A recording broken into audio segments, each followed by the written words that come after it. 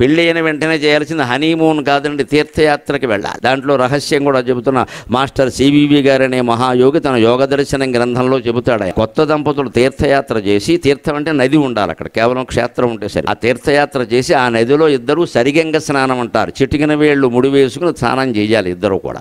అలా చేస్తే పురుషుడు ప్రత్యేకించి 3 ఆచమనాలు చేయాలి ఖచ్చితంగా. ఆ తీర్థ ప్రభావం చేత ఈయన కడుపున పడవలసిన వాడు ఆ తీర్థంలో పడి, ఈ ఆచమనం ద్వారా ఆయన కడుపులో పడి, ఆయన ద్వారా భార్య గర్భంలో ప్రవేశించి మహత్తరమైనటువంటి ప్రహ్లాదుడు లాంటి వాడు పుట్టే అవకాశం ఉంది. తీర్థయాత్ర ప్రభావం. శరీరం కదా పుట్టుక అంటే, శరీరం గొప్పది కావాలంటే శరీరాన్ని తయారు చేసే మెటీరియల్ గొప్పదై ఉండాలి కదా. ఈ శరీరం మంచి శరీరం కలిగిన కుమారుడు కానీ కుమార్తె కానీ కలగాలి అంటే పెళ్ళైన వెంటనే దంపతులు 3-4 ఏళ్ల పాటు తీర్థయాత్రలే చేయాలి.